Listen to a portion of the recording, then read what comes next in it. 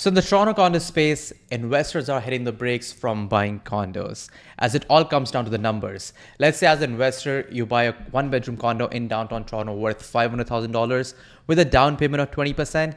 The average monthly cost is going to be just shy of $2,700, and the average rent for that type of condo or for that same condo is going to be $2,200 in today's time, leaving investors in the red for about $500 a month. So it's just not the seasoned investors who are feeling the pinch. It's also the first time home buyers who are sitting on the sidelines and they're very cautious from entering the market.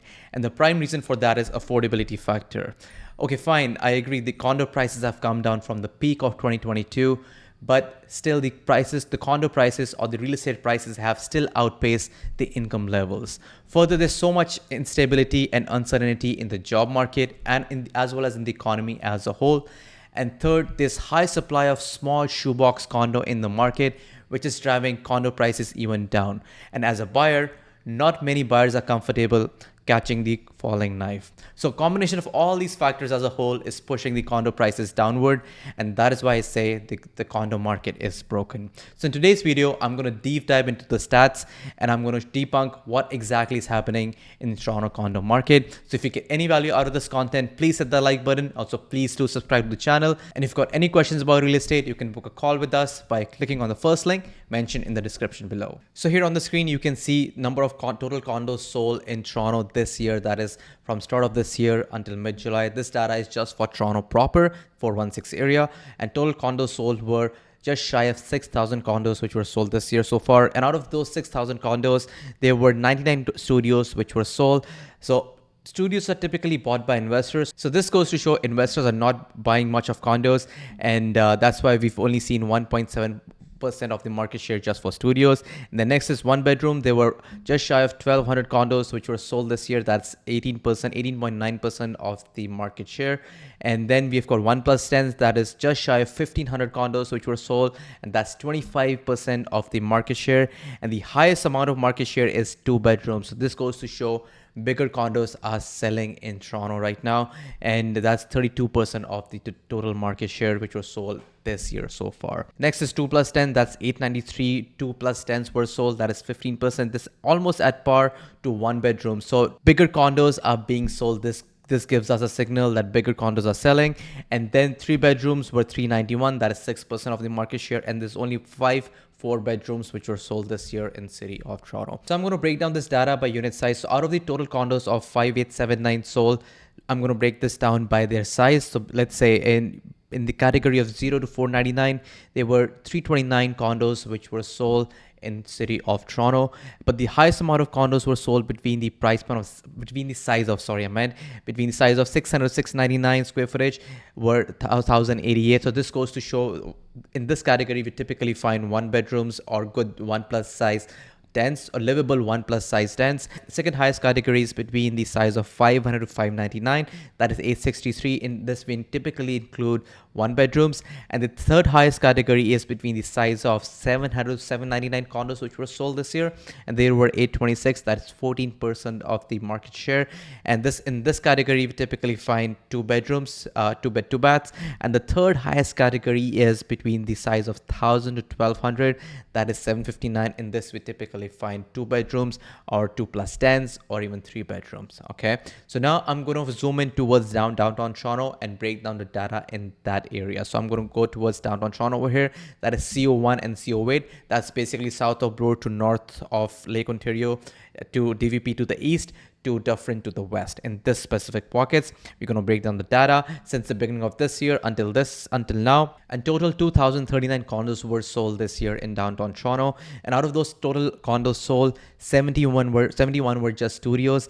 And this goes to show again that the investors are not touching studios in downtown Toronto as well. And one bedrooms were 508, that's 25% of the market share sold this year. And the highest amount of condos were sold in the category of 1+10s, that is 660 1+10s were sold this year. And then followed by two bedroom, that is 514 condos were sold, which were two bedrooms this year. And 2+10s were 216, that is 10% of the market share, followed by three bedrooms. Those were just 69 condos which were three bedrooms were sold this year. Now I'm going to break down this data just for downtown Toronto by unit size. So let's check that out. So the highest amount of condos were sold between the size of 600 to 699. In this category, we can typically find a good livable 1+10 or a 1 bedroom. And the second highest category were between the size of 500 to 599. There that were 422. In this, we typically find 1 bedroom or few 1+10s. And also you can also in downtown Toronto there are few 2 bedrooms also you can find, unfortunately, under the in between the price point of 600 699. So that's what this category has the highest number of sales. And the third highest is followed by this category of 700 to 799. There were 323 condos were sold in this size, which typically includes 2 bedroom or bigger 1+10s here and there. And if we straight away jump to size of 1000 to 1200, those were 115.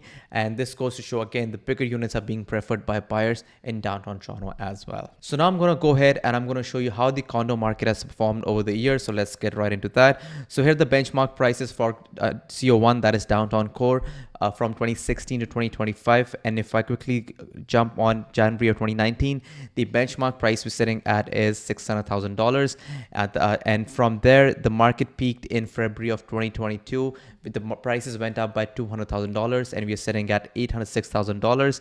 And now fast forward to now, the market has come down by another $200,000 and we are sitting at $607,000. So essentially we are sitting, the market has kind of flattened out. So we are back to January of 2019 prices. That's pretty aggressive downward pressure onto the prices. So now I'm going to go ahead and I'm going to show you how the condo market has performed in the year of 2025, basically the first 6 months of 2025.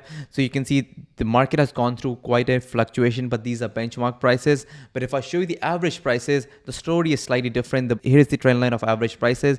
The prices have consistently come down in the year of 2025 when I see the average prices. The difference between benchmark prices and average prices is benchmark prices basically the estimate value considering the current market conditions, and the average prices is basically sum of all total volume of homes sold divided by the number of homes sold.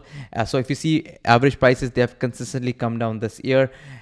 But I want to show you one more fact is that sure, the prices have come down consistently, but the sales have increased consistently as well this year from January of 2025 up till now. So you can see in January it was 160, 164, 195 in March, 232 in April. It came down more or less flat to 230 in May, and in 230 in June we are sitting at 236.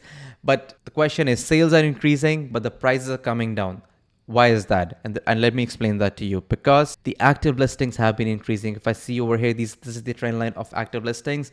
They have been consistently increasing. And if this chart continues to go up, we will see further downward pressure onto the prices, because this means the supply is increasing. So what does it mean if you're a buyer in this market? If you're someone who has collected that down payment, you have that job security, and you intend to buy and hold for 5 to 7 years, then it makes sense to enter the market in current market conditions, because in today's market you're going to have tons of opportunities.